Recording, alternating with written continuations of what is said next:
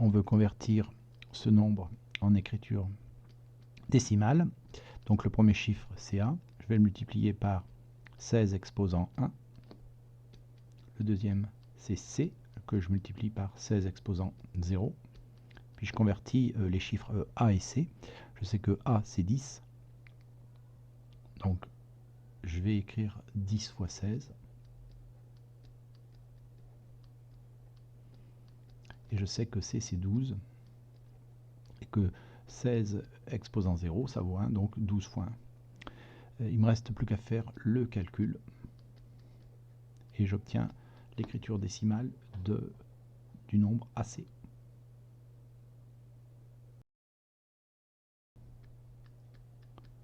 Pour convertir ce nombre, on fait de la même façon. Donc le chiffre F, je le multiplie par 16 exposant 1. Et puis 5, je le multiplie par 16 exposant 0. Donc F c'est 15, je fais 15 fois 16 plus 5. Et on obtient 245.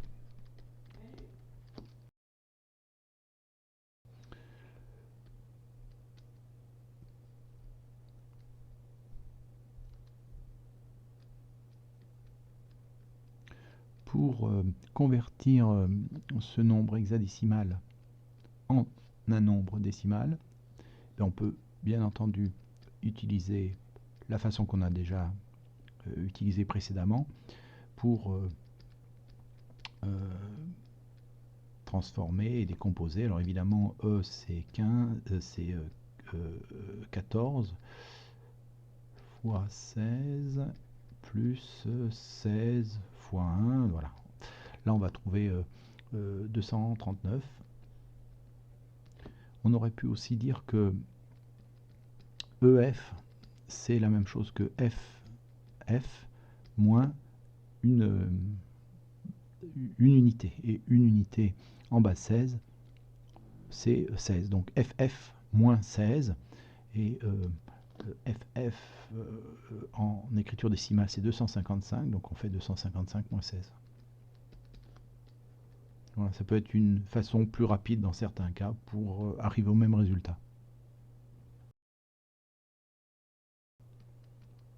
Voilà un nombre à 3 chiffres qu'on veut convertir en écriture décimale. Il est en écriture hexadécimale, donc chacun des chiffres va être multiplié par une puissance de 16. Il faut que je fasse attention aux exposants que je vais rajouter ici. Alors c'est facile pour trouver les exposants. Le premier chiffre, celui qu'on considère comme le chiffre des unités, c'est l'exposant 0. Et les suivants, c'est numéroté 1, 2, etc. Donc ici c'est 16 exposant 2, 16 exposant 1, 16 exposant 0. Une fois que c'est fait, je transforme f en nombre décimal. Donc je vais avoir 15 fois 16 exposant 2 plus 15 fois 16 plus 15 fois 16 exposant 0, c'est-à-dire 1, non 15. Il me reste à faire ce calcul-là, et donc là on va trouver 4095. Bon, c'est pareil, 3 f qui se suivent, c'est comme 2 f qui se suivent, ça donne des choses qu'on retrouve assez souvent, enfin un peu plus souvent, et voilà, on retrouvera assez souvent 4096.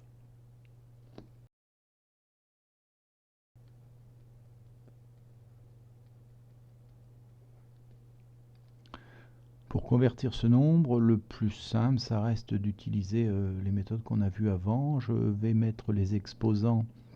Ça, c'est le chiffre d'exposant 0, le chiffre d'exposant 1, le chiffre d'exposant 2 et le chiffre d'exposant 3. Ici, il va falloir que je multiplie le quatrième chiffre par 16 exposant 3. Je laisse tomber le deuxième chiffre parce que c'est 0, donc ça donnera quelque chose, un produit égal à 0. Le deuxième chiffre, donc celui-ci, je vais le multiplier par 16 exposant 1. Et puis le dernier chiffre, le chiffre des unités, je le laisse parce que ça donnera aussi 0 si je le calcule. Il reste à remplacer donc f par le nombre décimal 15. Donc on va faire 15 fois 16 exposant 3, plus 15 fois 16. Pour obtenir 61 680 en écriture décimale.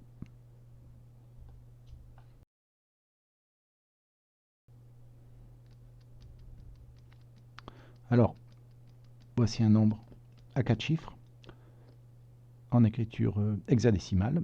Donc, évidemment, si je fais ce calcul-là, alors je vais multiplier.